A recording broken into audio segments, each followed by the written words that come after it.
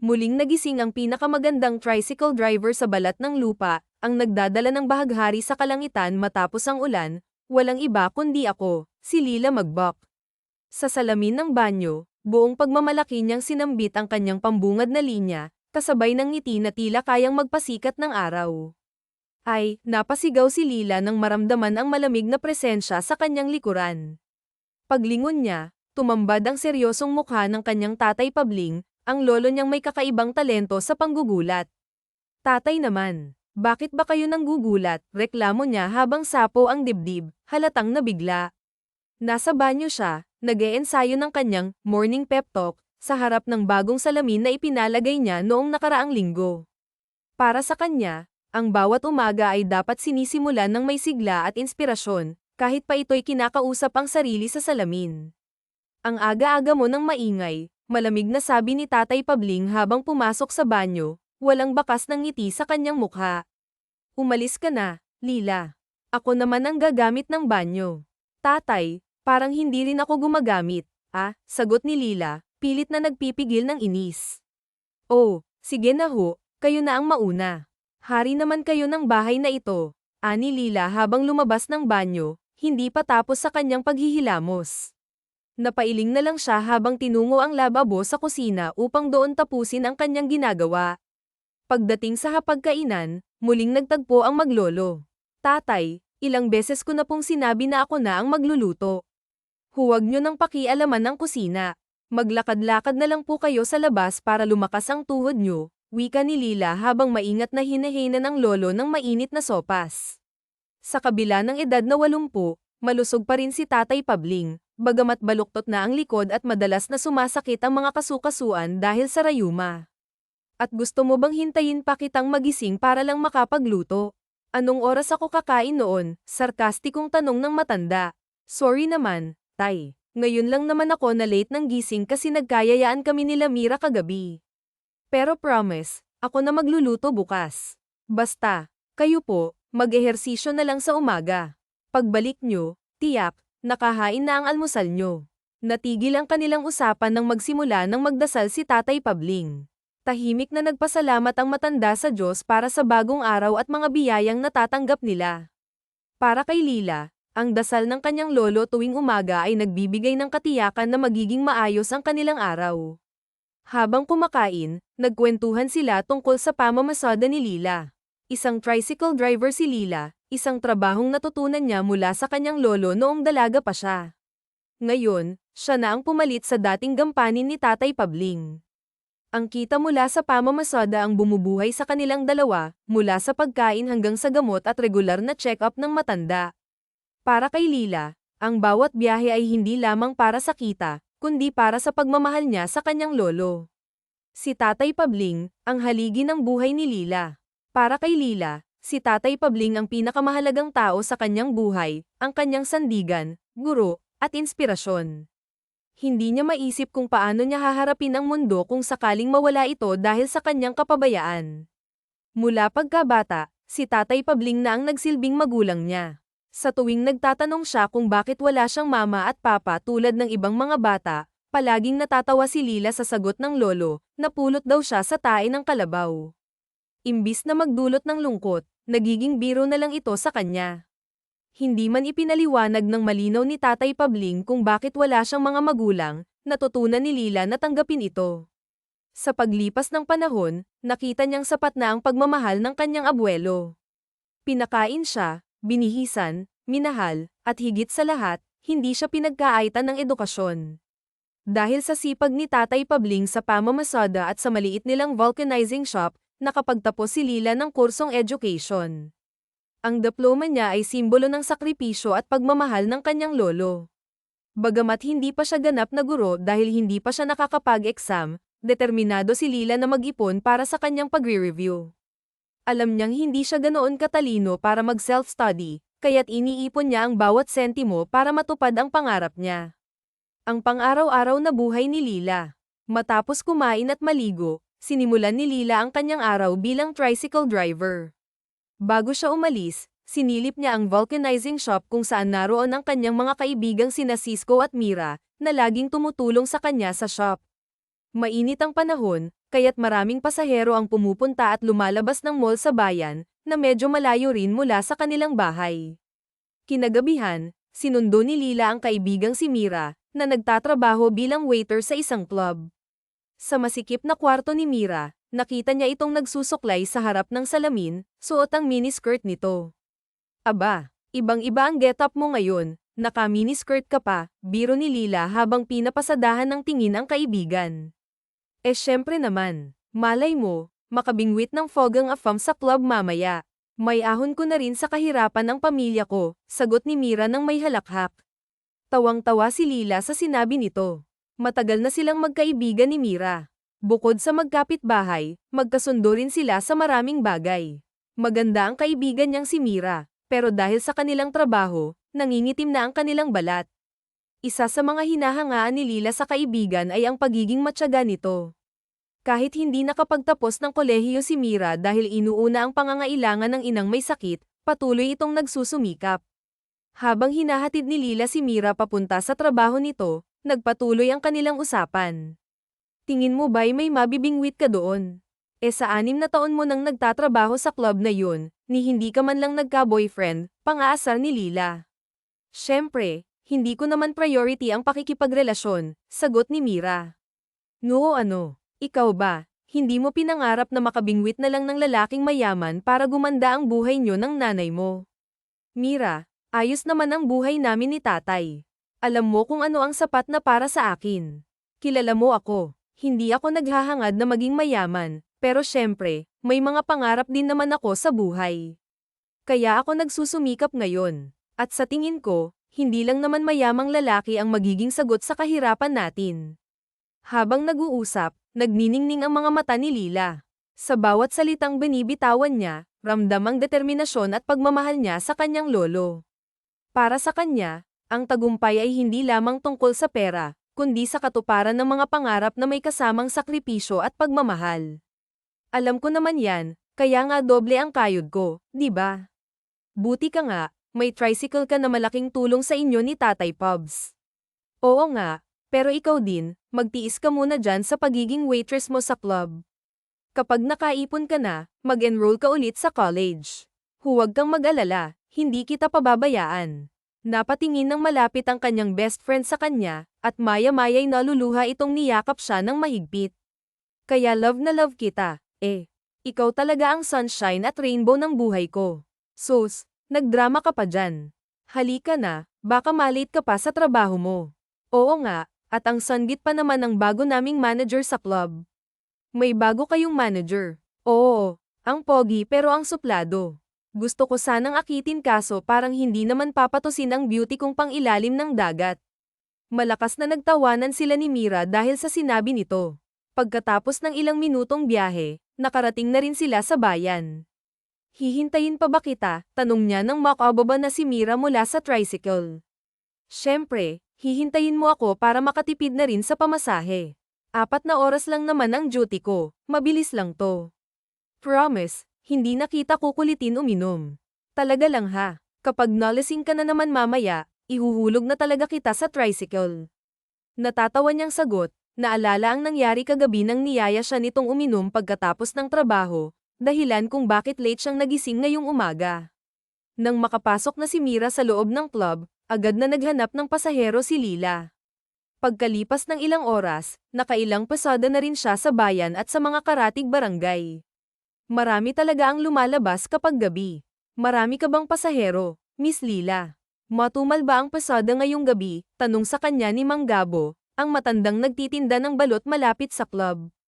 Matumal ho, Mang Gabo, kaya wala muna akong pambili ng balot mo ngayon, biro niya na ikinatawa ng matanda. Abay wala namang problema yun. Bayaran mo na lang ako kapag may income ka na bukas. Halika at mainit-init pa itong balot ko. Ilan ba ang gusto mo? Yan ang gusto ko sa inyo, Mang Gabo, palaging nagpapautang sa patay gutom na katulad ko. Natatawang sagot ni Lila. Alam mo, Lila, nakakainggit ang Tatay Pabling mo. Bakit naman ho, Mang Gabo? Kasi nga, may apo siyang katulad mo na handang magsakripisyo at magtrabaho para sa pamilya. Bibihira na lang ang mga batang katulad mo ngayon. Babae ka pero namamasada ka na parang lalaki. Wala ho, Mang Gabo. Kailangan pong kumayad dahil sa pangarap ko sa buhay. Kaya nga maswerte ang mapapangasawa mo balang araw, sabi ni Mang Gabo habang tinitignan si Lila na abala sa pagbabalat ng balot. Natigilan si Lila. Ay nako, Mang Gabo, kapag nag-asawa na ho ako, hindi na ako magtatrabaho. Kung mahal talaga ako ng mapapangasawa ko, hindi niya ako papayag ang mahirapan. Dapat tratuhin niya ako na parang prinsesa, sitang pretty lang ako. May karapatan ka naman talagang mag-demand ng ganun kung mabuti kang asawa sa kanya. Pero ang tanong, may natitipuhan ka na ba, Lila? Tanong ni Mang Gabo habang nag-aayos ng kanyang paninda. Napangiti si Lila at umiling. Nako, wala pa ho, Mang Gabo. Sino naman ho ang magkakagusto sa isang tricycle driver na katulad ko? Tingnan nyo nga, nangingitim na ako sa araw sa kakapasada. Ang totoo, may mga manliligaw naman talaga si Lila, mga kaklase niya noon sa school, pati na rin mga binata mula sa ibang barangay. Pero wala siyang pinapansin. Para sa kanya, magiging sagabal lang ang mga ito sa kanyang pamamasada, lalo na't malaki ang pangarap niyang makaipon para sa pamilya. Kahit naman nangingitim ka na, Lila, at lagi kang naka-shirt at jeans, may sombrero pa sa ulo, maganda ka pa rin. Alam mo ba, crush ka nga ng apo kong si Cisco, biro ni Mang Gabo, tukoy sa binatang madalas niyang kasama sa pagbebenta ng balot. Napatawa si Lila sa sinabi nito. Nako, Mang Gabo, kayo talaga. Tsaka wala akong panahon sa mga ganyan. Biglang sumeryoso ang mukha ni Mang Gabo. Alam mo, Lila, may isa akong hiyas na itinatago, isang bagay na nagkakatotoo ang mga hiling ko. Napakunot ang noo ni Lila. Ano naman ho yun, Mang Gabo? Nagkakatotoo kung ano man ang hilingin ko, sagot nito na may bahagyang ngiti sa labi. Talaga ho, ano naman ang hiling nyo ngayon, tanong ni Lila, bahagyang nagbibiro. Hinihiling ko na sana ngayong gabi, ang katulad mong mabait na bata ay makatagpo ng lalaking makakasama niya habang buhay, seryosong sabi ni Mang Gabo. Huwag naman ngayong gabi, Mang Gabo. Baka magkatotoo at maging sagabal pa sa pamamasada ko. Baka may biglang lamandang nagwapo sa harap ko mamaya, biro ni Lila na ikinatawa nilang dalawa. Matapos kumain ng balot, nagpaalam na si Lila at nagpatuloy sa pamamasada. Habang papalapit ang hating gabi, unti-unti nang bumabagsak ang malalaking patak ng ulan. Sa halip na mainis, natuwa pa siya. Sa ganitong panahon, mas maraming tao ang sumasakay kahit malapit lang ang kanilang pupuntahan. Pero tila malas siya ngayong gabi, walang pasaherong sumakay. Habang nagpapahinga saglit, nakatanggap siya ng text mula kay Mira na patapos na ang shift nito. Dali-dali siyang bumalik sa club para sunduin ito. Pero nang paparada na siya sa masikip na parking lot, bigla niyang naramdaman ang impact ng pagkakabangga sa isang tao. Diyos ko, sigaw ni Lila, halos tumigil ang kanyang paghinga sa kaba. Agad niyang itinabi ang tricycle at bumaba. Nanginginig ang kanyang mga tuhod habang lumalapit sa harapan ng tricycle. Doon niya nakita ang isang lalaki na nakahiga sa kalsada. Hala, Lord, nakabangga nga po talaga ako, bulong niya habang mangiyak-ngiyak. Napaluhod siya sa tabi ng lalaki, sapo ang kanyang dibdib sa sobrang kaba. Nanginginig ang kanyang mga kamay habang sinusuri ang lalaki. Sa gitna ng kanyang takot, naramdaman niyang may kirot sa kanyang ulo, parang pinupukpok ito ng mabigat na bagay. Dahan-dahan niyang iminulat ang kanyang mga mata. Ramdam din niya ang sakit sa kanyang likuran, tila nakahiga siya sa isang matigas na lugar. Ngunit saan nga ba siya naroroon? Hala, best friend. Mukhang madyay gising na siya, sabik na sambit ng isa sa dalawang babae habang nakatuon ang tingin sa lalaking nakahiga. Oo nga, gumagalaw na ang mga mata niya, sagot naman ng isa, may halong kaba at excitement sa boses nito. Sa kabila ng liwanag na tumama sa kanyang mga mata, hindi agad na aninag ni Nathan ang mga mukha ng mga taong nasa paligid niya. Pero ramdam niya ang presensya ng dalawang pares ng mga matang nakatitig sa kanya, tila ba nagmamasid. OMG, Rainbow Green Eyes. Sabi ko na nga ba, may lahing banyaga itong lasing na nabingwit mo, bulalas ng isa sa mga babae, halatang aliw na aliw. Habang unti-unting bumabalik ang kanyang malay, naging malinaw sa kanya ang lahat. Dalawang babae ang nakatunghay sa kanya, ang isa'y maikli ang buhok, medyo maitim ang balat, at may nakakalokong ngiti sa labi. Ang isa naman ay mahaba ang buhok, hindi rin kaputian, pero maamo ang mukha at puno ng pag-aalala ang mga mata. Hello, Pogi. Buti naman at gising ka na, bati ng babae na may maikling buhok. Napansin ni Nathan ang bahagyang mapanuksong ngiti nito, kaya naman nakaramdam siya ng kaunting kaba at takot. Agad siyang bumangon, nag-aalumpihit. Who are you? Nasaan ako? Tanong niya, halatang naguguluhan. Oh, nagtatagalog ka pala, sagot ng babaeng mahaba ang buhok. May lamang sa boses nito na bahagyang nagpatahan sa kaba ni Nathan. Hindi niya sinagot ang tanong ng babae. Sa halip, inilibot niya ang kanyang paningin sa buong silid. Isa itong maliit na kwarto na halatang hindi pa tapos ang pagkakagawa, walang pintura ang dingding at halatang wala rin itong kisame. Napansin pa niya ang ilang insekto sa sulok. Ay, Diyos ko, bakit ako nandito sa kwartong to? Ang init, ang sikip. At may ipis pa, nandidiring sabi ni Nathan habang napapaatras. Napangisi ang babaeng maikli ang buhok. E ano naman ngayon kung may ipis dito? At least safe ka kagabi dahil dinala ka namin dito sa bahay ng best friend ko. Safe? Bakit ako nandito? Tanong ni Nathan, halatang iritado. Napapikit siya at pilit na inalala ang nangyari. Naalala niya ang matinding away nila ng kanyang ama. Pinagalitan siya nito dahil sa kawalan niya ng direksyon sa buhay kahit 28 na siya. Puro babae raw ang inaatupag niya. Kaya't bilang parusa, pinadala siya nito sa General Santos City para i-manage ang isa sa mga branches ng kanilang kumpanya. Ayaw na ayaw niya ng negosyo, pero wala siyang magawa kundi sumunod.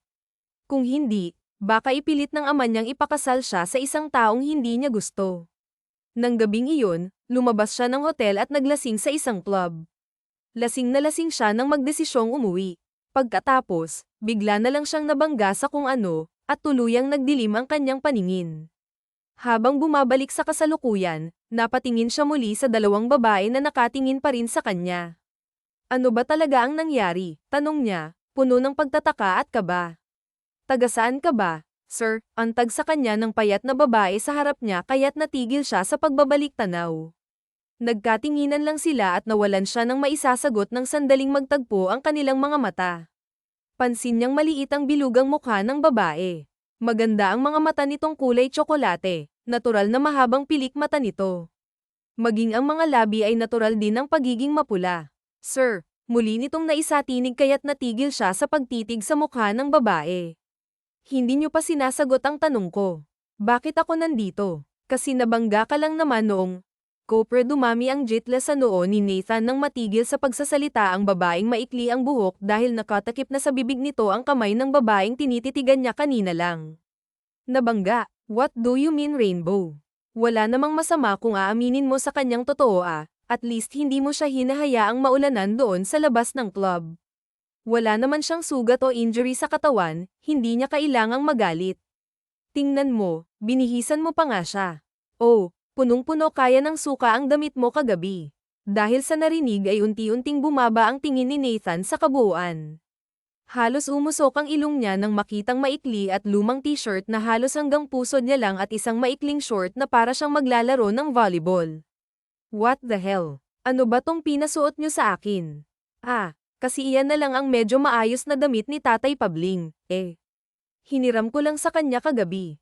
Buti nga't nagpahiram, may naisuot ka buong magdamag. Tatay, damit ng lolo mo. Oo, may problema ba? Gusto na lang mahimatay ni Nathan nang malamang matanda na pala ang nagmamay-ari ng damit na iyon. Mariin siyang napapikit dahil sa isipin na amoy matanda pala siya sa mga sandaling iyon. Hindi niya akalaing mangyayari sa kanya ang bagay na ito sa unang araw niya pa lang sa lugar kung saan siya ipinatapon ng daddy niya. Nasaan ang damit ko? Basa pa. Kakalab ako pa lang kasi ngayong umaga. What? So lalabas ako ng bahay niyo na suot ang... Pinipigilan niya ang sarili na huwag magmura na suot ang mabahong damit na to. Balisa na lumabas si Nathan ng kwarto. Umakyat yata ang init sa kanyang ulo. Hoy, excuse me, sigaw ng babaeng may nunal sa baba ng labi habang nakasunod sa kanya. Anong mabaho ha? Bagong laba kaya iyang damit ni Tatay Pabling. Bakit mo sinasabing mabaho? Oo nga. Dugtong pa ng kaibigan nito. Matangkad ka lang at maliit na tao naman si tatay kaya nagmukhang kengkoy ka dyan sa damit niya. He is always a decent man sa pananamit man o sa kung paano siya kumilos. Pero sa suot niya ngayon sa tingin niya ay para siyang baliw at pariwara sa buhay. Mas lalo lang nagulat si Nathan nang palabas na siya na parang mainit ng bahay at may nakita siyang salamin doon. Gusto niyang mapasigaw nang makita ang kanyang mukha. May malaking bukol lang naman siya sa noo. What happened to my face ha? Bilang niya sa dalawa. Palaipat-lipat dito ang mga tingin niya. Hindi niya talaga kayang ipaliwanag kung ano man ang itsura niya ngayon. Kung nakita lang siya ng mga babaeng nanghahabol sa kanya, ewan niya na lang kung papansinin siya eh.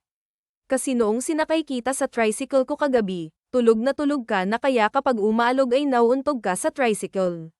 Bakit sa tricycle pa, hindi taxi? Aba, ang kapal din ng gwapo mong mukha, ano? Kung sa taxi ka pa namin isasakay noong best friend ko. Will you please shut up miss, hindi ikaw ang kinakausap ko. Napalunok ang babaeng may mixing buhok dahil sa sinabi niya. Bakit mo ako sinakay sa tricycle? Bilang niya naman sa kaibigan nito. Lasing ka kasi at tinulungan ka ng best friend ko. Imbis na magtanong ka ng magtanong, pwede bang magpasalamat ka na lang Mr. Pogi? Walang naisatinig si Nathan sa narinig. Alam niya namang lasing siya pero hindi niya akalaing aabot siya sa ganito na makakatulog siya sa bahay ng mga taong hindi niya naman kilala. Nagmamadaling lumabas siya ng bahay, pinipigilan siya ng dalawang babae na halata namang nagpapapansin sa kanya. Mabuti na lang at may tricycle na dumaan. Nakaalis siya at binalikan ang kanyang kotse sa club kung saan siya naglasing kagabi. Hanap ang lalaki niyo na siya pa ang galit, ni hindi man lang nagpasalamat. Galit na bulyo ni Mira na nasa tabi ni Ayla nang nasa labas ng bahay at sinusundan ng tingin ang papalayong tricycle na sinakyan ng lalaking nabangga niya kagabi. Hayaan mo na lang, mahina ang aniya niya at tinungo ang tricycle niya para panasan. Rainbow, sa tingin ko mayaman siya, anito na nakasunod sa kanya. Paano mo naman nasabing mayaman siya? E halata naman sa mga kilos niya at mga pananalita niya. Nag-i-Ingles so dahil nag-i-English siya, mayaman na. Oo, puwera na lang kung feeling girl siya. Hindi nakasagot si Ayla nang makita niya ang isang bagay na nasa sahig ng tricycle niya. Hoy, hala, wallet, kay pagmamayari yata ito ng lalaking iyon. Oo nga, ano, nahulog niya yata kagabi. Subukan mong buksan para malaman natin kung sa kanya nga talaga iyan. Binuksan nga ni Ayla ang wallet at tama ang hinala nila ni Mira, pagmamayari nga iyon ng lalaking nasagi niya kagabi. Hala, naiwan niya. Paano mo pa iyan isasauli? E umalis na siya. May calling card siya dito. Mira, tawagan kaya natin. Sige, subukan mo. Tinawagan nga ni Mira ang numero sa calling card pero wala namang sumasagot. Noong naaraw na iyon ay namaseda si Ayla, makailang beses na siyang tumawag pero wala talagang sumasagot. Matapos niyang mananghalian sa isang karinderya ay tinawagan niya ulit iyon. Halos mapasigaw sa Ayla nang sa wakas ay may sumagot na sa tawag niya. Hello, this is Samantha, secretary ni Sir Nathan. Sino po itong nasa kabilang linya? Napakunot noo si Ayla dahil sa narinig. Secretary. Ano bang lalaking iyon bakit may secretary siya? Mahinang bulong ni Ayla sa sarili. Hello, antag sa kanya nang nasa kabilang linya. Ha, hello po, yes po, sino po ito? Ako nga pala si Ayla Mananzala. Kilala niyo ho ba si Nathan Mondar? Yes, ma'am, siya po ang boss ko, ang bagong president ng Marmotor Trade and Lending Company. Literal na umawang ang bibig ni Ayla dahil sa narinig. President ng MMC pala ang lalaking nasagi niya kagabi. Alam niya kung ano ang MMC, isa iyong malaking kumpanya na ngayon ay may branch na rin sa bayan nila. Diyos ko naman, matsuchugi pala ako nito kagabi kung napuruhan kong lalaking iyon. Ano po? Wala. Tumawag po kasi ako kasi nandito po sa akin ang wallet niya. Ganun po ba? Sige po, tatanungin ko muna si Sir Nathan kung wala nga talaga sa kanya ang wallet niya. Tatawag po ulit ako sa inyo ma'am kapag na-confirm ko na. Sige po, naghintay ng ilang sandali pa sa Ayla. Tumawag ulit ang secretary at sinabi nitong pakisauli na lang daw sa kumpanya ang wallet ng lalaki.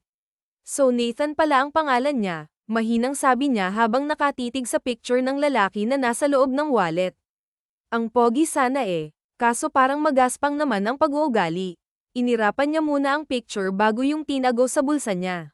Dahil alam naman ni Ayla kung saan ang kumpanyang pagmamayari ng lalaking iyon ay kaagad siyang nakarating. Hindi pa talaga siya nakakapasok sa loob ng kumpanya kaya't namangha siya dahil sa laki nun. Sinamahan siya ng guard papasok sa loob ng office ng president at nakaharap niya ang secretary. Isinauli niya rito ang wallet. Wala pa raw ang boss nito dahil nasa meeting pa. Hindi talaga siya makapaniwala na ang lalaking iyon ay mayaman pala talaga. Binigyan pa siya ng sekretary nito ng pera dahil yun daw ang utos ni Neckmara, pero hindi niya naman tinanggap.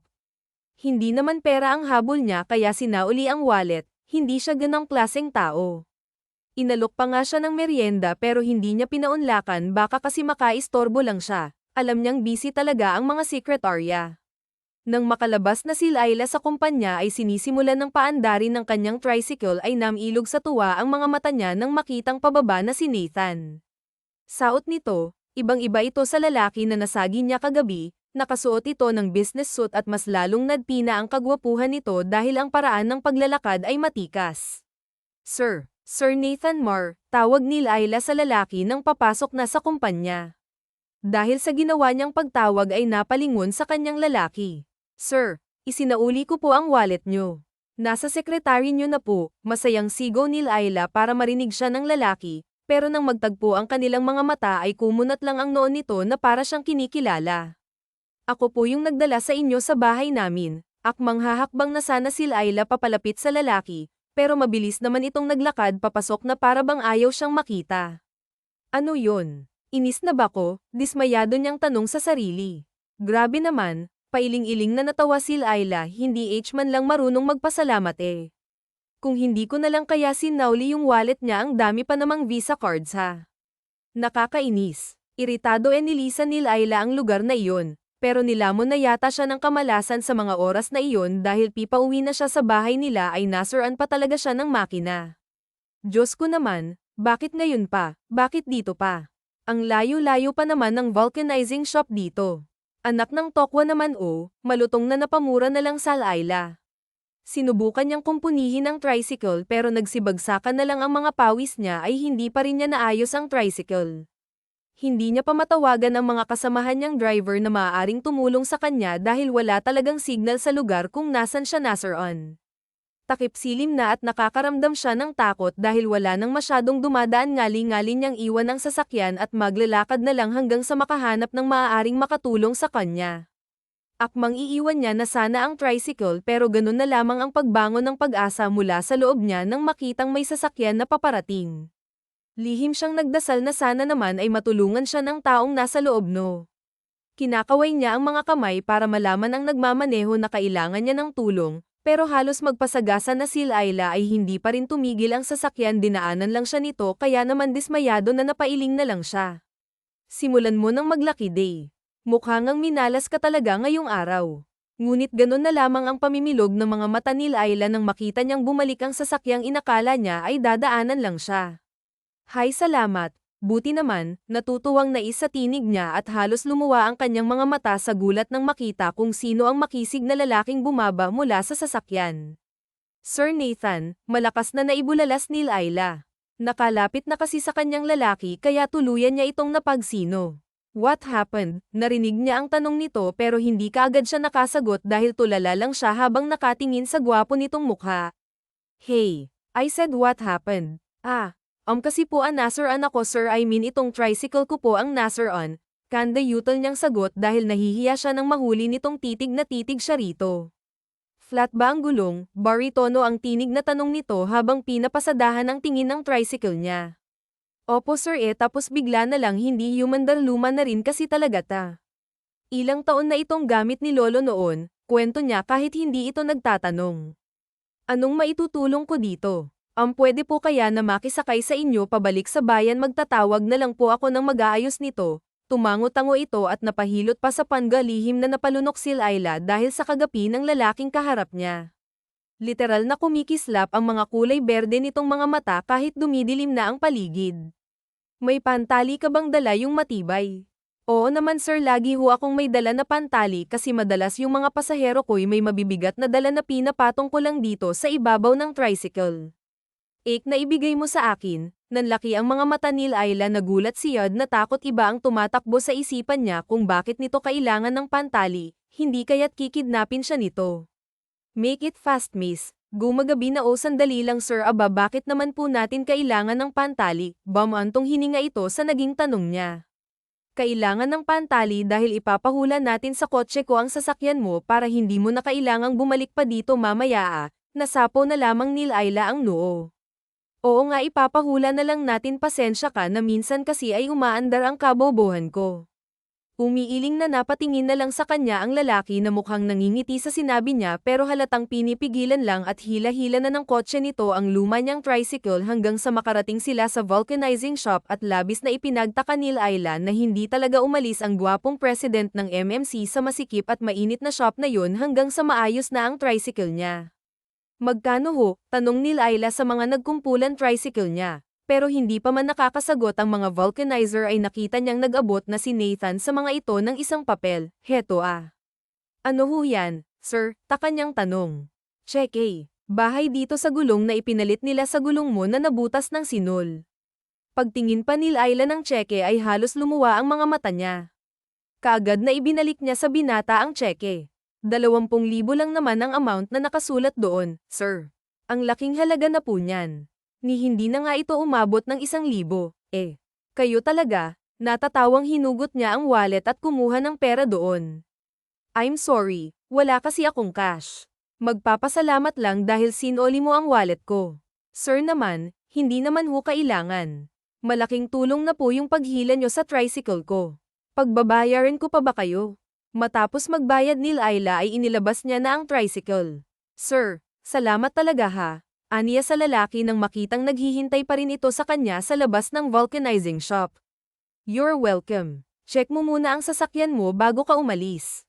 Opo, salamat, nakangiti niyang sagot, bagay na ikinatitig ni Nathan sa kanya. Napayuko tuloy siya dahil hindi niya kayang salubungin ang ganong klaseng tingin nito. Anyway, nakapag-dinner ka na ba? Dinner. Sa bahay na ako naghahapunan, sir. Ganun ba? Pwede mo ba akong samahang mag-dinner? Treat ko, dahil sinoli mo naman ang wallet ko. Iwan mo na lang muna dito yung tricycle mo. Let's go. Ni hindi na nakatanggi si Ayla nang buksan na ni Nathan ang front passenger seat ng sasakyan nito. Wala sa sariling pumasok naman siya roon at sumunod sa sinasabi ng utak niya na minsan lang siyang makasakay sa mga mamahaling sasakyan, lulubos-lubusin niya na lang. Tutal ay ito naman ang nag-offer. Hindi tuloy mapigilan ni Ayla ang manliit sa sarili nang pumasok sila ni Nathan sa isang exclusive na restaurant. Habang naghihintay ng steak na order nila ay napapatingin siya sa iilan lang na mga taong kumakain sa loob ng resto. Halata naman sa mga kilos at pananamit na mayaman ang mga ito, lalo na itong Nathan na kaharap niya ngayon. Sir, talaga nilibre pa ako sa mamahaling restaurant na to. Sinabi kong quits na nga tayo. Isauli ko ang wallet mo. Ikaw naman tinulungan akong mapaayos ang tricycle ko. Hindi niyo po alam na malakas akong kumain, baka mamulubi kayo sa akin matapos nating kumain. Nampangiti si Nathan. This woman has a good sense of humor. Nagagawa siyang pangitiin sa mga simpleng salita lang na sinasabi nito. It's okay. Niyaya lang talaga kitang mag-dinner para lang may makasama akong kumain. Nagtataka na napatingin kay Nathan ang dalaga. Bakit, sir? Palagi ba kayong mag-isa kapag kumakain? Yup, malungkot na tumango si Nathan. Nasaan po ba ang pamilya nyo? Bakit mag-isa lang kayo? They are in Manila. Mag-isa lang ako dito. I have to manage our company here. Ang swerte nyo, sir. Napakabata nyo pa para magkaroon ng kumpanya na naimamanage. Hindi yun swerte, mahina niyang sagot at inalis ang kamay sa ibabaw ng mesa dahil dumating na ang order nila. Bakit mo naman nasabi na hindi yun swerte? Ang ganda nga po ng buhay niyong mga mayayaman. Miss, hindi lahat ng mayayaman ay masaya. Rainbow na lang, sir. Yun na lang po ang itawag niyo sa akin. Mukha akong maton dahil sa porma ko tapos tatawagin niyo akong miss. Mahinang natawa si Nathan sa sinabi ng babae. Oo nga, sa suot nitong sweater at maong na pantalon ay pormang lalaki nga talaga ito. May suot pang sombrero at nakapuyod ng mahabang buhok. Mukha itong tibo. Pero kapag tinitigan mo sa malapitan ay napakaganda ng mukha nito. Makinis ang mukha kahit parang laging babad sa initan. Ibang-iba ito sa lahat ng babaeng nakakasalamuhan niya. She seems interesting. At hindi napigilan ni Nathan na magtanong ng personal sa babae. Nagsimula na silang kumain. Can I ask you something? Ano yun, sir? Tibo ka ba? Imbis na sagutin ang tanong niya ay humagalpak ito ng tawa kaya lumabas ang malalim nitong biloy sa pisngi. Dahil sa ganda na meron ng kaharap niya ay hindi napigilan ni Nathan ang kanyang puso sa pagpintig ng mabilis. Napakasarap pakinggan ng paraan ng pagtawa nito. Sir naman, hindi ko lang kayo hinayaan na tawagin akong miss, sasabihin niyo agad na tibo ako. No, I'm just asking. Okay, napahagikik ito. Lumabas ang pantay at mapuputi nitong mga ngipin. Hindi ho ako tibo, kayo naman. Ganito lang talaga ako manamit kasi naman pang lalaki ang trabaho ko. Alangan naman pong mag-rap at palda ako habang namamasada. Namamasada? Do you mean nagpapasakay ka ng mga pasahero? Opo, yun po ang trabaho ko. Nanliit ang mga mata ni Nathan sa labis na pagtataka. Hindi pa niya nasubukang mag-commute magmula nang ipinanganak siya kaya hindi niya alam kung may babae ring driver. At hindi mapigilan ni Nathan ang sarili na mamangha sa babaeng kaharap. Lahat ng mga naging girlfriend niya o di kaya ay mga babaeng nakakasalamuhan niya ay puro maarte. Meron din namang hindi, pero lahat ng mga iyon ay mga anak ng mayaman. Pero itong si Layla, hindi niya akalain na ang ganito kagandang babae ay namamasada ng tricycle. Your parents must be proud of you. Hindi madali ang mamasada sa initan. Hindi ba mahirap po, sir? Pero tinitiis ko ang ganitong trabaho para sa lolo ko. Wala ho akong ibang pamilya kung hindi siya lang. What do you mean wala ho akong mga magulang? Napulot lang daw kasi ako ni Tatay Pabling sa tae ng kalabaw. Imbis na maawa ay hindi napigilan ni Nathan ang matawa. Bakit daw wala kang magulang? Patuloy siya sa pagtatanong habang kumakain silang dalawa. Magana rin itong kumakain at saka sa nakikita niya ay nagugustuhan nito ang mga pagkain na in-order niya. Ewan ko nga ba kay Tatay Pabling. Yun kasi ang sinasabi niya tuwing nagtatanong ako kung sino ba ang mga magulang ko. Hindi niya daw alam kasi nga napulot niya lang daw ako sa tae ng kalabaw. Wala ring nakakaalam sa mga kapitbahay namin kung kaninong anak talaga ako. Hindi ko na rin pinipilit pa si Tatay Pabs na sabihin sa akin ng totoo. Ayos na sa akin na siya lang ang pamilya ko at hindi naman ako naiinggit sa iba dyan na may mga kumpletong mga magulang. Pinag-aral niya ako at minahal. Nakapagtapos ako dahil sa kanya. Siya lang ang iniisip kong magulang at tanging inspirasyon ko sa pagsisikap kong to. Parang may maiinit na mga kamay ang humaplos sa puso ni Nathan ng mga sandaling marinig niya ang kwento ni Layla na kaharap niya. She looked grateful kahit ganun lang ang buhay nito. She's orphan pero masaya pa rin sa buhay. Hindi katulad niya na pagiging suwail lang sa magulang ang alam niya. So, college graduate ka pala. Bakit namamasada ka? Sir, nag-iipon pa ako para makapag-review. At saka pwede bang mamaya ka na ulit magtanong? Hindi ako makakain ng maayos. Ang sarap pa naman nitong mga pagkain na libre mo. Muli na namang natawa si Nathan dahil sa narinig.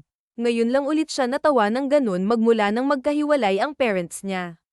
Oo, naging suwail siya dahil hiniwalay ng daddy niya ang mabait niyang mommy at pinagpalit ito sa iba at hindi pa siya handang ikwento sa iba ang naging buhay niya. Sir, salamat ha. Nabusog po talaga ako. Pasensya na, mukhang naparami ako kaya lumaki ang bill na binayaran nyo. Ang sarap po kasi ng mga desserts nila, sabi ng dalaga nang makalabas na sila ng restaurant. Wala yun. At saka pwedeng huwag mo na akong tawagin sir at huwag ka na ring magpo. Hindi pa naman ako ganun katanda. Nako, hindi naman pwede yun. Isa po kayong kagalang-galang na tao, sir. Rainbow, stop calling me sir, sisingilin talaga kita doon sa bill na binayaran ko. Okay, Nathan pare. Sige, humagalpak ng tawa si Nathan. Napakadali nitong kausap. Salamat ulit sa pa-dinner mo, pareng Nathan ha. Next time ako naman ang manlilibre. Sa ngayon ay uuwi na ako dahil hanap na ako ni Tatay Pubs. Kinawian siya nito at tumango naman si Nathan. Hindi siya pumapasok sa sasakyan ni hanggat hindi pa ito nawawala sa paningin niya. Hindi kaagad nakatulog si Layla ng gabing yun. Hindi kasi mawala-wala sa isip niya ang naging dinner nila ni Nathan at ang pagbanggit nito sa pangalan niya. Yun ang kauna-unahang pagkakataon na nabighani siya sa isang lalaki dahil lang binanggit nito sa pinakamagandang paraan ang kanyang pangalan. Hoy, bakit para kang tanggang nakangisi dyan? Ang tanong sa kanya ni Mira kinaumagahan nang magpunta ito naman sa bahay nila ng sobrang aga para lang magkape. Ano, may nangyari bang maganda? Nakuha na ba ng isang macho ang pagkababae mo? Ano? Nakangiwi niyang tanong. Ano ka ba, Mira? Kung ano-ano na lang ang pinagsasabi mo. Kasi ganyan akong umiti nung nadiligan ako ni Marco, putol niya sa kaibigan. Ni Marco na nakikipaghyugo alang sa'yo tapos iniwan ka ring luhaan. Best friend naman, huwag mo nang ipaalala. Masisira lang ang araw ko. Minsan na kasing nagmahal ang kaibigan niya. Minahal nito si Marco, matalik rin nilang kaibigan at nagkagustuhan ang dalawa. Pero kinuha lang nito ang pagkababae ni Mira at bigla na lang nawala, nag-iwan ito ng anak na kailangang itago at buhayin ni Mira ng mag-isa. Kaya itong best friend niya ay doble kayod na kayod sa umaga, kayod sa gabi at silang dalawa lang ang nakakaalam tungkol sa bagay na yon. So ano nga, bakit maganda ang iti mo? Pangungulit ni Mira sa kanya. Dala ang kape na lumabas si Ayla sa bahay, tinungo ang kanilang vulcanizing shop. Nakasunod naman sa kanyang kaibigan. Di ba sinauli ko yung wallet ni Nathan? Nathan, ninat mo lang ang lalaking yun. Remember, president siya ng isang kumpanya. Ginagalang mo dapat siya. Lagyan mo naman ng asir, ang unahan ng pangalan niya. Ayaw niyang magpatawag ng ganun. Sa nanlalaking mga mata ay hinarap siya ni Mira. OMG, best friend, nag-usap kayo. Malapad nang umiti at tumango si Ayla sa naging tanong ng best friend niya. Nang ikwento niya kung ano ang nangyari bakit sila nagtagpong muli ni Nathan ay halos humagalpak ng tawa si Mira. Pagkatapos ay kinilig rin ito sa bandang huli ng kwento niya. Pero natigilan silang dalawa sa pag-uusap nang makitang may kotse na bigla na lang tumigil sa harap ni ng vulcanizing shop. Halos lumuwa ang mga mata nila ni Cooper nang makita kung sino ang taong lumabas galing sa kotse. Nathan, bulalas ni Ayla. Good morning, Lila. Bati nito sa kanya na may magandang mangiti sa mga labi habang nakatitig sa kanya. Nako, sir, napaaga ho kayo. Ano pong ginagawa niyo dito? Tanong naman ni Mira. Pasok ho kayo at magkape sa loob. Napadaan lang talaga ako para batiin si Ayla. Tila nahihiya nitong sagot. Ang Teray. Ang gwapo-gwapo best friend ng na-good morning sa'yo, mahinang siniko siya ni Mira. Good morning din Nathan. Papasok ka sa loob. Baka gusto mong magkape. Hindi maipaliwanag na Lila ang nadarama mas lamang na masaya siya pero naiilang din siya lalo na at nagsilabasan na ang mga Marites nilang kapitbahay at nakatingin sa kanilang dalawa ni Nathan. Siguradong isang buwan na naman siyang madyay giging laman ng chismis sa barangay nila. Pasensya ka na sa bahay namin ha, nakakahiya, sabi ni Ayla nang makapasok si Nathan sa loob ng masikip nilang bahay kahit ganun ay malinis naman ang loob noon. Gusto sana kitang ipakilala sa lolo ko, pero wala pa siya Maagang nagpunta para sa bukid para tingnan yung mga alaga niyang manok, yun kasi yung pinagkakabalahan niya nang hindi na siya nakapagdulot sa kanya, hindi tuloy maiwasan ni Ayla ang makaramdam ng hiya. Hindi pa siya nakaligo, naghilamos lang siya kanina at nagtoothbrush. So, ano talaga ang pinunta mo? Imposible namang, naging tanong niya. Actually may gusto lang talaga akong sabihin sa'yo kaya ako nagpunta rito. Ano naman yun? Kailangan kasi ng tao sa kumpanya, HR position. Gusto kitang kunin. Bumilis ang pintig ng puso ni Ayla dahil sa kanyang narinig. Talaga, maluha-luha niyang tanong sa namimilog na mga mata. Yeah, I think you're totally fit for the job, Lila totally fit. Pero Nathan Ejek ang course ko malayong malayo sa inaalok mong trabaho sa akin. So what? As long as kaya mo namang magsulat, magbasa at makinig sa instruction ng head mo, madali lang naman ang trabaho mo, gustong maiyak ni Ayla. Hindi niya kala na mismong president pa ng isang kumpanyang nag-alok sa kanya ng ganang trabaho.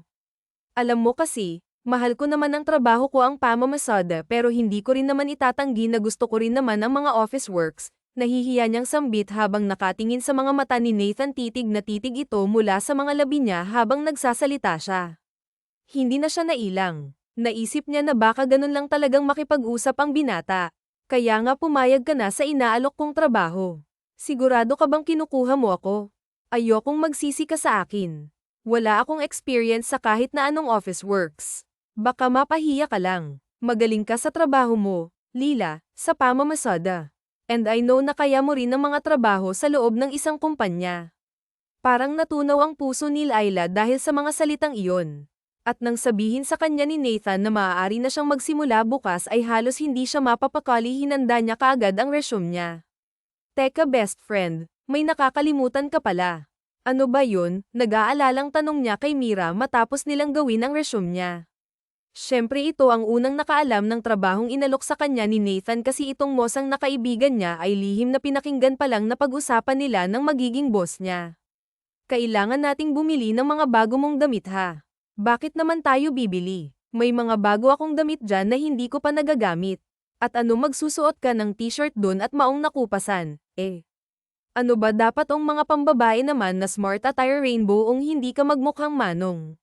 Gusto mo ba pagtawanan ka ng mga katrabaho mo do? Syempre hindi. O yun naman pala kaya halika na bumili na tayo ng mga damit mong pambabae. May alam akong butik dun sa bayan na nagtitinda ng mura at saka itong buhok mo. Tila nandidiri na hinawakan nito ang buhok niya. Hindi maganda. Hindi ka yata nagsha-shopping. Pangit na ang buhok ko, kakapuyat ko. Alangan namang ilugay ko habang namamasada ako din namatay na ako sa init noun. Malakas na natawa si Mira sa sinabi niya. Wala nang ang nagawa si Layla nang hilahin siya nito palabas ng bahay. Pupunta na sila ng bayan at kailangan niya raw ng matinding transformation. Pagkatapos nga ng halos ilang oras ay halos umawang ang bibig ni Layla nang makita niya ang kabuuan sa salamin. Suot niya ang isang white crop top na may criss-cross design sa may gandang dibdib at isang high-waist denim pants na si Kufra ang mismong pumili. Nakalugay din ang hanggang bewang niyang buhok, nakaka-rev end lang, halos hindi makilala ni Layla ang sarili. Napakaganda mo best friend, tili ni Mira sa tabi niya. Talaga maganda na ako sa lagay na ito. Oo, tingnan mo kamukha mo na si Catriona. Agree na ko Cooper ha, binobola mo na ako. Hindi po ma'am, tama ang kay kaibigan nyo, maganda ho kayo pero mas gumanda ka sa ayos mo ngayon, sabi ng babae na nag-rebend sa kanya. Kumislap pa ang mga mata nito habang nakatingin sa kanya. Sumang-ayon na lang siya sa sinabi ng dalawa nang makita ang mga damit na pinamili ni Mira para sa kanya ay halos mapangiwi siya. Sobrang dami nun at mga pa-sexy pa na damit. Grabe, halos maubos ang ipon ko sa pinaggagawa natin ta Cooper, di bal na gumanda ka naman ano, at saka itong mga ginastos mo para sa sarili mo, deserve mo toto best friend. Napakaingay at malaki na ngayon ang sisihirin mo kaya kinikita mo sa pamamasada, hindi ka na maiinitan at syempre proud na proud ako sa'yo. Ambunan mo kami ng inaanak mo ng unang sahod mo ha. Malakas na natawa si Layla dahil sa kanyang narinig. Oo naman, mahal na mahal niya ang best friend niya pati na ang anak nito. Wala rin naman kasi ibang magtutulungan kung silang dalawa lang. Kinabukasan ay maagang nagtungo si Layla sa kumpanya ni Nathan. Ang sekretary nito ang unang kumausap sa kanya pagkatapos ay pinakilala siya sa head ng HR. Hindi naman daw masyadong mabigat ang trabaho niya. Nang sabihin ito sa kanyang mga yon ay halos ma-overwhelm siya, pero dahil fast learner siya hindi niya man nakabisado agad ang mga trabaho niya, pero nasa ulo niya rin naman ang mga onon. Mababait naman ang mga katrabaho niya kaya kaagad siyang napalagay sa mga ito. Rainbow, tawag sa kanya ni Jillian kasama niya na bagong pasok lang din sa kumpanya. Sabay na tayong mag-lunch. O sige anya, at lumabas na ng HR office pero napatigil sa paglalakad sa Rainbow nang makita si Nathan paglabas, at paglabas niya pa lang ng pinto Nathan natigil sa paglalakad ang binata na papasok na sana sa HR office. Nanliliit ang mga mata nitong nakatingin sa kanya na para siyang kinikilala. Rainbow, good morning po sir, bati ni Jillian sa binata. Nakaramdam tuloy siya ng hiya dahil hindi niya ito tinawag ng gan. Kailangan niyang maging profesional. Nasa loob sila ng kumpanya. Nice to know na nagsimula ka na agad. I'm glad you're here. Kitang-kita ni Rainbow ang tuwa sa mga mata ni Nathan na natutuwa talaga itong makita siya. Nang mapansing mas lumapit sa kanya si Nathan ay nagpaalam naman agad si Jillian na mauuna na daw sa cafeteria. Masaya din ako na nakapagsimula ako agad. Salamat sa tumango si Nathan sa sinabi niya. Mababait din ang mga katrabaho ko. Mabuti naman kung ganun, may meeting lang ako kanina kaya hindi kita na welcome ng maaga. I'm sorry, ano ka ba, ayos lang naman. Matapos sabihin yon ay halos hindi na may buka ni Rainbow ang bibig sa labis na hiyang nadarama. Heto na naman si Nathan at titig na titig sa kanya mula ulo hanggang paa. Ito kasi ang kauna-unahan na makita siya nito sa ganang ayos. Isang simpleng white top lang naman ang suot niya na panaresen niya ng black blazer, black pencil skirt at hindi ganon kataas na black shoes. Babaeng babae siyang tingnan, malayong malayo sa Rainbow na namamasada na nakilala nito. Nakapag-lunch ka na ba? Maya-maya ay tanong ni Nathan sa kanya. Habang nakapamulsa ito, hindi pa magla-lunch na kami ni Jillian. Ngayon, mag-lunch tayo, Lila, nang tayong dalawa lang. Tila nangungusap ang mga mata ng binata habang nakatingin sa kanya, at ang malambot niya namang puso ay kaagad na pumayag sa alok nito. Mabilis na lumipas ang mga araw. Palaging ganoon ang nangyayari kapag hindi busy si Nathan, palagi niyang niyayayang kumain sa Laila sa labas. Noong unay nahihiya pa ang dalaga, pero nang tumagal ay napalagay naman ito sa kanya. Sobrang naging interesado na siya sa dalaga. Hindi alam ni Nathan kung bakit siya nagkakaganoon. Ang alam niya lang ay gusto lagi niya itong makita, gusto niyang laging makita ang mga ngiti ni Laila. It drives him insane kapag wala ito sa paningin niya. Gusto niya na lagi silang nagkukwentuhan dahil bentang-benta sa kanya ang mga jokes ng dalaga. Kailangan niya nang aminin ang nararamdaman. Kailangan niyang umamin na nagugustuhan na niya si Laila. Liligawan niya ang dalaga at baka maunahan pa siya ng mga lalaking employee sa kumpanya niya. Babakuran niya si Laila kung kinakailangan. Kaya naman, nag-set kaagad si Nathan ng simpleng dinner para sa kanilang dalawa, pero halos 3 oras na siya sa loob ng isang exclusive na restaurant pero walang Lila na dumating. Hanggang sa magsara na lang ang restaurant ay hindi siya sinipot ni Laila. Gulong-gulo ang utak niya kaya naman nagtungo na siya sa bahay ng dalaga. Umiiyak na si Mira ang naabutan niya sa labas ng bahay. Kasama nito ang isang matandang lalaki na lolo ni Laila. Magandang gabi ho bati niya sa matanda paglabas niya pa lang ng kotse. Sino ka? Tatay Pabling, siya po ang boss ni Laila. Ganun ba? Magandang gabi din, sir. Pasok ho kayo sa loob. Hindi nahulo. Gusto ko lang itanong kung bakit hindi pumasok sa Laila ngayong araw. May importanteng dokumento lang akong kukunin sa kanya, pagsisinungaling niya. Hindi naman talaga niya hinayaang pumasok sa Laila ng araw na yun para makapaghanda sa date nila. Excited pa nga ang dalaga. Dahil sa tingin niya ay pareho naman silang nakakaramdam ng atraksyon sa isa't isa, ngayon ay narito siya sa bahay ng mga ito. Gusto niya lang malaman kung nasaan ito at kung bakit hindi ito sumipot sa date nila. Nakilala niya si Laila bilang isang responsableng tao. Hindi ito kailanman na late sa trabaho, at may hinala siyang hindi ito nakarating sa date nila dahil may hindi talaga sinipot. Baka lang may emergency kaya nakaramdam siya ng pag-aalala. Wala na si Laila. Sabi ni Tatay Pabling na malungkot na nakahawak sa tricycle na gamit ni Laila noon sa pamamasada. Binundol naman ng matinding kaba ang puso ni Nathan dahil sa kanyang narinig. Ano hong ibig niyong sabihin? Kinuha na siya ng tunay niyang mga magulang, gulat na naisambit sa tinig ni Nathan. He knew that R was an orphan. Dahil minsan nang ikinwento ng dalaga sa kanya, ang batang iyon ay dumating sa buhay ko nang hindi ko inaasahan. Namamasada ako noon sa gitna ng ulan, at natagpuan ko siyang umiiyak ng malakas sa labas ng isang tindahan, nanginginig at basang-basa.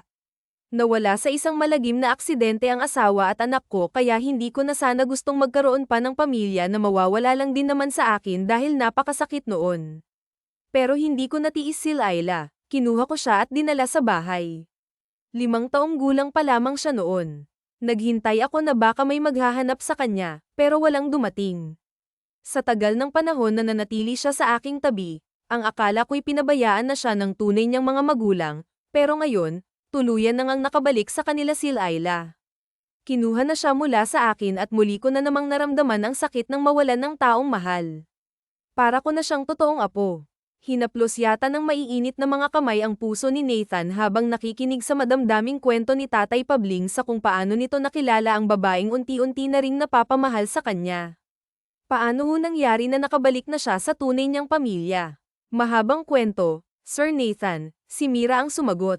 Nitong mga nakaraang kasi, may napapansin kaming tao na nagmamasid dito sa bahay ni Tatay Pabling hanggang sa nalaman namin na isa pala yung detective. Kinausap niya ang best friend ko, at napakabilis ng mga pangyayari. Isang magandang babae ang bigla na lang sumulpot at iyak ng iyak dahil natagpuan niya na raw ang anak niya, at yun ay si Laila. Nagsulputan din ang mga ebidensya na anak nga niya si best friend. Alam ko kung gaano kagusto ni best friend na makilala ang tunay niyang pamilya, kaya nang bumalik sila ulit kanina, sumama na siya agad. Ang sabi naman niya ay babalik din siya at kukunin si Tatay Pubs, pero alam naming matatagalan at kailangan naming maghintay sa pagbabalik niya. Hanggang sa makauwi sa kanyang condo unit ay hindi pa rin matahimik ang isipan ni Nathan sa isiping nakabalik na nga si Laila sa tunay niyang mga magulang. Masaya naman siya para sa dalaga, pero may parte ng puso niya na nangungulila dahil sa pag-alis nito na wala man lang palem. Ang akala niya, ayaw ni Laila sa kanya dahil hindi ito sumipot sa naging date nila. Ang kailangan niya na lang ngayon ay mahabang pasensya sa paghihintay sa muli nitong pagbabalik. Pero lumipas na lang ang mga araw, naging linggo, naging buwan, hanggang sa naging taon, pero walang Lila na bumalik. Nagpabalik-balik siya sa vulcanizing shop ng mga ito. Minsan pa nga ay nagiging vulcanizer na siya sa pagbabaka sakali na baka makita niya ito kapag naghihintay pa siya roon ng ilang saglit pa. Napupuno na minsan nga ng aset ang mukha niya dahil natuto na siyang magkumpuni ng mga gulong, pero wala talagang Lila ang bumalik. Walang Lila na sumipot sa nakalipas na isang taon. Sir Nathan, saan ho kayo pupunta? Tanong sa kanya ng secretary niya nang palabas na siya ng opisina. Flight niyo na po in next 2 hours. Huwag na ho kayong umalis, sir. Malayo pa po ang airport at baka malate pa kayo. Kakatawag lang po ng mommy niyo. Ang sabi niya dapat ay on time ang dating niyo sa birthday party niya. Napapikit ng mariin si Nathan dahil sa paalalang yun ng secretary niya. Kailangan niya kasing lumuwas ng Manila para sa birthday ng mommy niya. Hindi siya pwedeng mawala. Mahal niya ang ina at ayaw na ayaw niya kapag nagtatampo ito sa kanya. Hindi ako magtatagal, Ariana. Pupunta lang muna ako ng vulcanizing shop. Malungkot na tiningnan siya ni Ariana. Sir, hindi pa po ba kayo nagsasawa sa paghihintay sa kanya? 1 taon na po siyang hindi na nagpaparamdam. I don't know, Aran, pero umaasa akong babalik siya. Hindi niya naman talaga alam kung bakit naghihintay siya sa pagbabalik ni Laila. Konting panahon niya lang itong nakasama noon, pero na-attach siya dito ng napakabilis.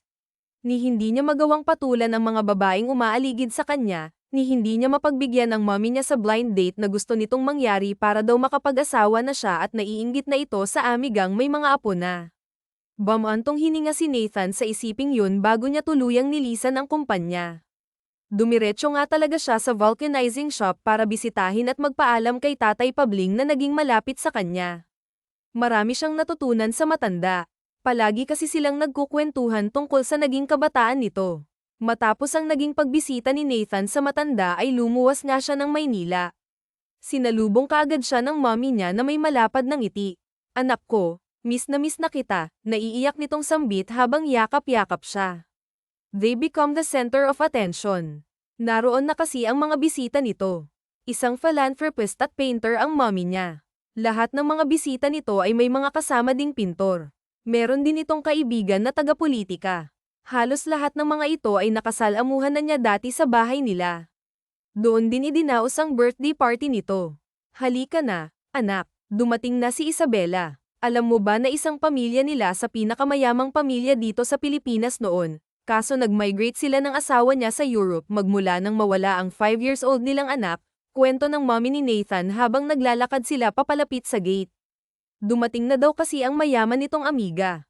Ayan na sila, anak. Bumukas ang gate at nakita niyang huminto roon ng isang Mercedes-Benz. Bumaba roon ang isang eleganteng babae na may malapad ng ngiti. Nang makita ang mommy niya, Daniela, late na ba kami ng anak ko? Tanong nito at bumeso sa mommy niya. No, Isabela, kakasimula pa lang ng party. Nathan is here. May Yunako Aiho? Tanong nito at namimilog ang mga matang nakatingin sa kanya. Yes, dear. He is Nathan. Napakagwapo, hindi ba? Hello ma'am. Good evening. Welcome to our humble home, sabi ni Nathan at nakipagbeso na rin sa babae. You can call me Tita Isabela, Aiho. By the way, ang gwapo pa po mo naman. Bagay na bagay ka sa anak ko. Natawa sila ng mommy niya sa sinabing yun ni Tita Isabela. Oh wait, hindi pa pala bumababa ang anak ko, mahiyain kasi talaga siya. Sweetheart, you can come out now, anito at lumapit ulit sa pinto ng sasakyan. Maya-maya nga'y nakita ni Nathan ang heels na suot ng babae na ngayon ay palabas na ng sasakyan. Nakasuot ito ng may high-slit gown kaya naman kitang-kita niyang maputi nitong hita. Unti-unting nagangat ng tingin si Nathan para makita ang kabuuan ng anak ni Tita Isabela. Tuluyan itong nakababa ng sasakyan, at gano'n na lang ang panlalaki ng mga mata ni Nathan nang mapagtanto kung sino ang napakagandang babae na nasa kanyang harapan. Rainbow, sabay nilang naibulalas ang pangalan ng isa't isa. Nagkatitigan sila ng kaharap at tila wala ng mga salitang gustong lumabas sa kanilang mga bibig. Ilang maiinit na kamay na yata ang humahaplos sa puso niya ng mga sandaling yun. Nanatili lang siyang nakatitig sa maganda nitong mukha. Wait, do you know each other? Sabay na tanong ng dalawang matanda sa tabi nila, pero hindi sila sumagot. Ayaw niya kasing matapos ang mga sandaling yun na nakatitig siya sa babaeng hanap-hanap ng kanyang puso sa nakalipas na 1 taon. You're back, mahinang aniya at pinipigilan ng emosyon sa loob-loob niya. Magsasalita pa sana siya nang muling walang palem na tinawid ni Layla ang pagitan nilang dalawa. Sinunggaban siya nito ng isang mainit at mahigpit na yakap na ikinasang handaan ng mga magulang nila. Nagulat si Nathan sa ginawa ni Layla. Damang-dama niya ang malakas at mabilis na pagpintig ng kanyang puso. I'm sorry, natagalan ako, mahinang sabi nito sa gilid ng tenga niya. Hindi pa ba ako late? Naluluhang tanong nito nang humarap sa kanya. No, baby, sagot niya na naluluha na rin. 1 taon akong hindi nakasipot sa date natin. Umiling-iling siya para sabihing ayos lang yun dahil nakabalik na ito ngayon. Kaagad na dama po ang mga palad ni Nathan sa maliit at magandang mukha ng babaeng pinakahihintay niya, ang babaeng tri-driver na may mabuting loob kaya siya nabighani. Ibang-iba na ito ngayon sa dating Lila na nakilala niya. May class at elegante pa, pero ito pa rin ang Lila na may magandang ngiti na nakilala niya. Kaya nga 1 taon kang nawala. Hindi mo pa ako sinipot sa date natin. You're going to receive a punishment from me, baby. Ha? Anong punishment naman yun? Ni hindi na sumagot si Nathan at sinunggaban na lang ng isang matagal na halik si Layla.